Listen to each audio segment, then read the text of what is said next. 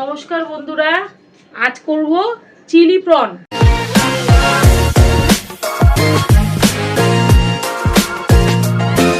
Chilli prawn করার জন্য আমি এখানে মাঝারি সাইজের প্রন নিয়েছি, কিন্তু এই যে এবার এর মধ্যে আমি লবণ হলুদ তো আমি মেখে রেখেছি, কিন্তু এবার আমাকে এর মধ্যে একটু লেবুর রস দিতে হবে। আমি লেবুর রসটা আগে দিইনি, এখনই দিয়ে দিচ্ছি একবারে। আর সব দিয়ে এখনই মেখে রাখবো, মেখে 15 মিনিট রাখবো, তাহলেই হয়ে যাবে। এটা চিংড়ি মাছের জন্য বেশিক্ষণ মাখার দরকার হবে না। আর লেবুটা কিন্তু দিতেই হবে। আমি আরেকটু লেবু দিয়ে দিচ্ছি, বড় সাইজের, পুরো হাফেরও বেশি দিলাম লেবু। টকটা করলে ভালো হবে খেতে। ব্যাস, এবার দেবো এর মধ্যে গোলমরিচের গুঁড়ো আর দেবো, আর এখানে মিক্সিতে আদা রসুন কাঁচা লঙ্কা পেস্ট করে দেবো এর মধ্যে। আর ডিমটা আমি আগে থেকে ভেঙে নিচ্ছি, পরপর করে দিলেই হবে, আগে পরে দিলে কোনো অসুবিধা নেই। কর্নফ্লাওয়ারটা এখন দিচ্ছি না, আগে মেখে নিই, তারপরে কর্নফ্লাওয়ারটা দেবো। ডিমটা আগে একটু মেখে রাখি। আর এই চিলি প্রন করতে গিয়ে কিন্তু এই প্রনগুলোকে কিন্তু মিক্সিতে পেস্ট করেও নেওয়া যায়। আমি আর পেস্ট করলাম না, আমি এইভাবে ছোটো মাঝারি সাইজের ছোটো বড়ো মেশানো আছে, তো আমি এই অবস্থায় ভাজবো। আচ্ছা, আমি এখানে পেস্ট করে নিই। আর কী কী নিয়েছি সেটা তো বলা হলো না। এই যে নিয়েছি পেঁয়াজ, ক্যাপসিকাম, টমেটো, লঙ্কা কুচি আর রসুনটা কুচি করে শুধু ছাড়িয়ে রেখেছি। এবার পরপর করে এগুলোকে পেস্ট করে নিই। রসুনটা পেস্ট করছি, কিছুটা রসুন পেস্ট করব আর কিছুটা লঙ্কা পেস্ট করব। পুরোটা করবো না, এইটুকু রাখবো। আর আদাটা পেস্ট করব, একটু পেস্ট করে নিয়ে আগে, নিয়ে তারপরে বাকিটা করছি। বন্ধুরা, এই যে আদা রসুন আর লঙ্কা পেস্ট করে নিয়েছি। পেস্ট পুরোপুরি হয়নি, একটুখানি দানা দানা মতো, যে কোনো অসুবিধা নেই, এইভাবে দিলেও চলবে। আর দেবোর মধ্যে কর্নফ্লাওয়ার, আর এর মধ্যে সয়া সস দেবো, কিন্তু আমি সেটা বলা হয়নি, বার করি এগুলো। Soya sauce, chilli sauce, vinegar আর টমেটো সস, আর এটা রেড চিলি সস, সবকটাই দিতে হবে। এখন শুধু এর মধ্যে দেবো আমি সয়া সস। এবার এটাকে ভালো করে মাখবো, হাত দিয়ে মাখছি, ভালোবাসার হাত। এই যে এইভাবে মেখে রাখতে হবে, মেখে এই 15 মিনিট মতো রাখলেই হবে। দিয়ে এবার আমি এটাকে ভাজবো, 15 মিনিট পরে ভাজবো।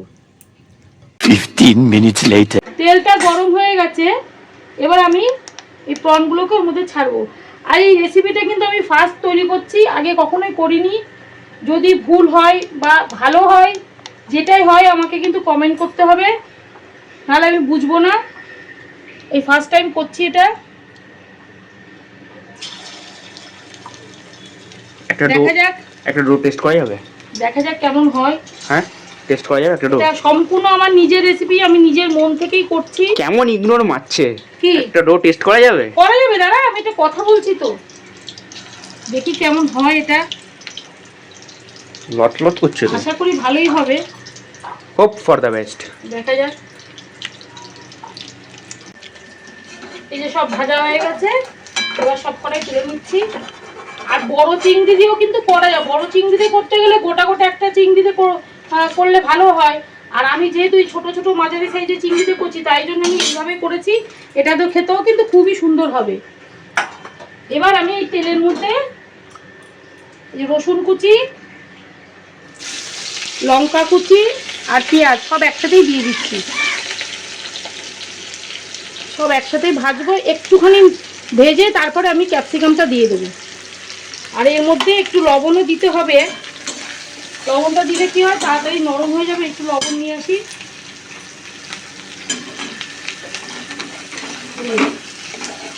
যতটা লবণ দিচ্ছি, সসের মধ্যে লবণ থাকবে বলে আর দিচ্ছি না, এটুকুই দিচ্ছি শুধু পেঁয়াজটা নরম হওয়ার জন্যে।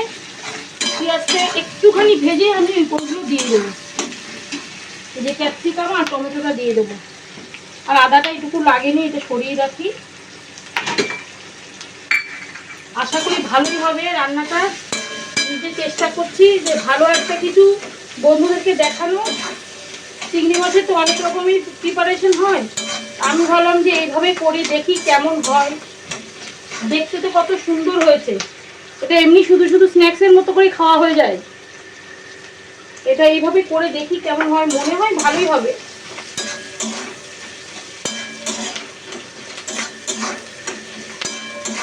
আমি চেষ্টা করব নতুন নতুন কিছু দেখানোর।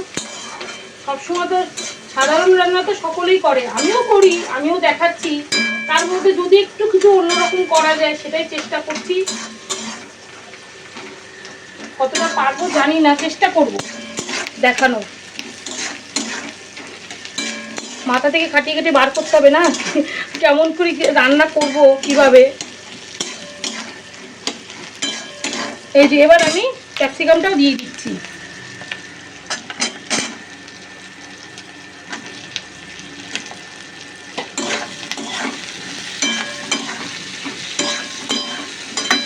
এবার আবার এই দুটোকে ভালো করে একটু ভাজতে হবে, ভেজে তারপর আবার টমেটোটা দিয়ে দেবো। একটু ভেজে নিই তারপরে দেখাচ্ছি। A few inches later. বন্ধুরা এই যে টমেটোটা দিয়ে দিয়েছে আগে থেকে, সেটা আমার দেখানো হয়নি। টমেটোটা সেদ্ধ হয়ে গেছে। এবার আমি এর মধ্যে এই সসগুলো সব মিক্সড করে রেখেছি, যে কী কী সস সেদ্ধ আমি তখন দেখিয়ে দিয়েছি।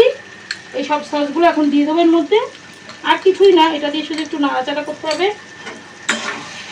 আর এখানে যে চিংড়িগুলোকে যে মেখে রেখেছিলাম সেই মাখা যে জলটা, সেটাকে আমি এর মধ্যে দিয়ে দেবো। আলাদা করে কোনো জল দেবো না, একটু নাড়াচাড়া করে নিই। আর আগে থেকে আর লবণ দিচ্ছি না, যা দেওয়ার আগে একটু দিয়েছি, পরে যদি লাগে তাহলে আমি দেব। একটু নাড়িয়ে নিই, একটুখানি নাড়াবো। আচ্ছা আমি এইগুলোকে দিয়ে দিচ্ছি, জলটা পরে দিচ্ছি। এইগুলোকে আমি দিয়ে দিলাম, দিয়ে তারপরে জলটা দেবো, তাহলে একসাথে ভালো করে মিশে যাবে এটা। আশা করি খেতে ভালো হবে, চেষ্টা করছি ভালো করার। এর সাথে মিশে গেলে তাহলে রসটা ভালো করে ঢুকবে। ব্যাস, এবার আমি এই জলটা দিয়ে দিচ্ছি। এই জলটার মধ্যে সমস্ত কিছু ছিল তো সেই জন্য এটা ধুয়ে জলটা দিলাম। আর কি, এটা আবার মেশাতে হবে, ভালো করে মিশিয়ে একটু ফুটলে আমি এটা নামিয়ে দেবো। নামিয়ে দেখাচ্ছি। বন্ধুরা চিলি প্রন রেডি।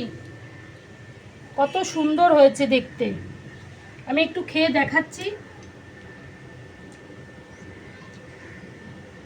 দারুণ খেতে হয়েছে।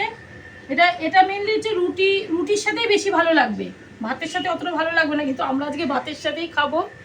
তোর অন্য কিছু রান্না হয়নি, এটাই করেছি। আর আমি যেইভাবে করেছি এইভাবে যদি করে খাওয়া যায় তাহলে কিন্তু দারুণ লাগবে খেতে।